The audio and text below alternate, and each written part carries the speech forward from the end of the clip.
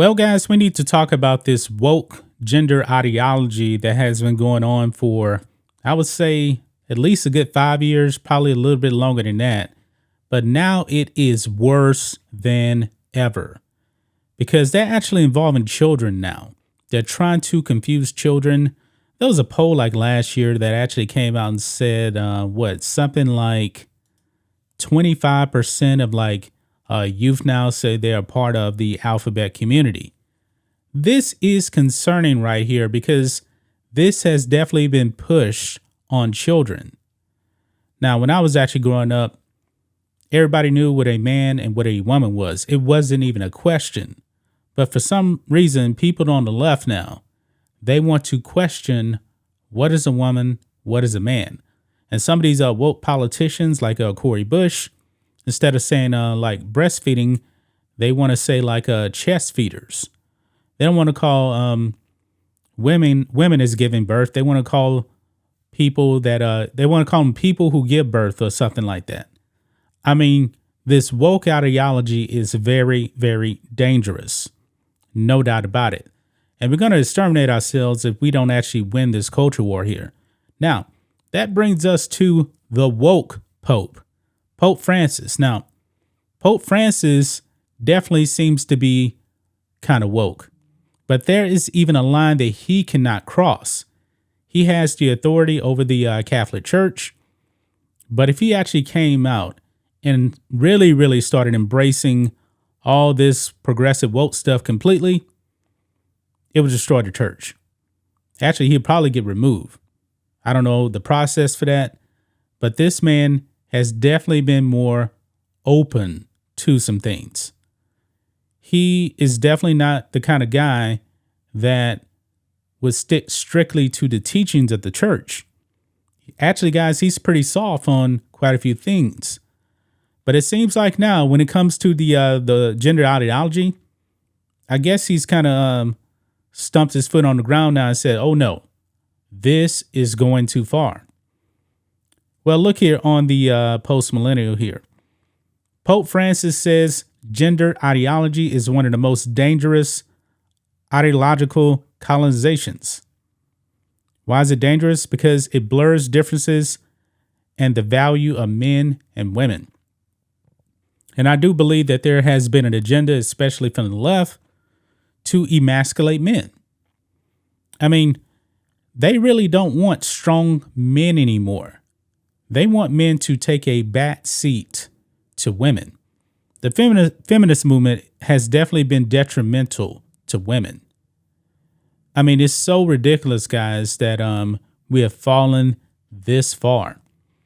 We need strong leaders out there, especially in this country, because we don't have strong leadership. I mean, Joe Biden has been actively calling for parents to actually chemically castrate their children. This is dangerous stuff. We need to go back and teach that biology is real. Males are males, females are females, and no matter what you do to your body, you cannot actually transition into the other sex. I remember this weird video out there where this guy, clearly a biological male, and he was actually trying to I think he was actually identifying as a woman, but he was like trying to breastfeed a child, and his partner was there also. I'm like, man, you are a male, you have no milk. There are biological differences between men and women. That video that I saw was disturbing. These people should not be raising kids. But it says here on the post-millennial, Pope Francis on Friday's slam gender ideology as dangerous, arguing it could lead to the erase of humanity when people stop recognizing the differences between men and women. The Catholic leader, who has previously been considered to be a relatively progressive pope due to his public statements on the criminalization of homosexuality being unjust, gave an interview to the Argentinian newspaper La Nación, in which he said, gender ideology today is one of the most dangerous ideological colonizations. He continued in an interview translated to English by the Catholic News Agency, saying, "Why is it dangerous? Because it blurs differences in the value of men and women. All humanity is the tension of differences. It is to grow through the tension of differences," Pope Francis argued. "The question of gender is diluting the differences and making the world the same. All dull, all alike, and that is contrary to human vocation." According to the head of the Catholic Church, the push for global acceptance of left-wing gender theory is from people who may have good intentions, but, quote, "do not distinguish what is respect for sexual diversity or diverse sexual preferences from what is already an anthropology of gender." When he says, which he says is extremely dangerous because it eliminates differences and that erases humanity, the richness of humanity, both personal, cultural, and social, the diversities and the tensions between differences. On homosexuality, the Pope maintained as recently as January that while any sexual relations outside of marriage are sinful in the Catholic faith, gay activity is, quote, "not a crime," according to the U.S. Conference of Catholic Bishops. Quote, "It is not a crime. Yes, it is a sin. Fine. But first, let's distinguish between sin and a crime," he said, noting that, quote, "it's also a sin to lack charity with one another." Now, when it comes to this whole gender ideology, yeah, he's right about this. But you know what? I believe he's been standing by for quite a while, and he should have said something much earlier. I mean, this guy doesn't take a very, very strong stance. And in this case, he's kind of late to the party. A lot of damage has already been done on this. Guys, I was actually watching the Jared Fogle documentary that came out from Discovery. It was very, very disturbing.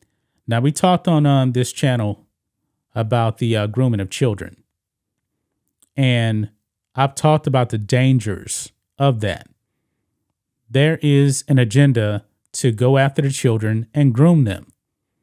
Now, in that Jerry Fogle documentary, boy, some of the phone calls that he actually had with some people, he was actually talking about grooming the children. And you guys know the crimes that he was convicted of. He's doing his 15-year sentence in prison right now. And it's interesting because he's considered to be a pedophile, but you know what? If we don't stop this whole gender ideology, then this stuff with children, he'll be remembered as a hero in like 50 years. I'm not making this up. I mean, they're already trying to change words, instead of pedophile, they want to use the word map now. That is from the Wolts. The Wolts are pushing this whole thing, and it needs to stop. But Pope Francis, man, you kind of late to the party, man. You are definitely late to the party. You should have said something much, much earlier. Stop trying to not offend people.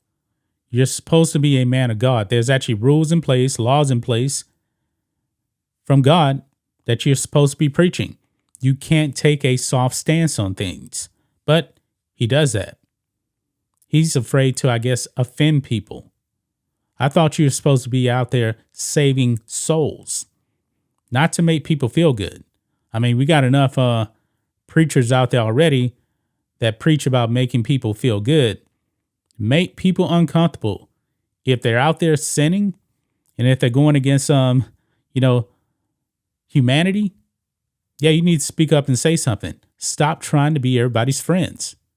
Some people, the way you actually approach things, you need to take a hard stance because the message is not going to get through to these people. Woke activists, man, they are definitely deranged. And if you just pretend to be their friends, they're not going to stop. They're not. That's just my thoughts on this. What do you guys think of this? Black and White Network fans, let us know what you think about all this in the comments. Make sure to subscribe to the channel, and we'll catch you next time.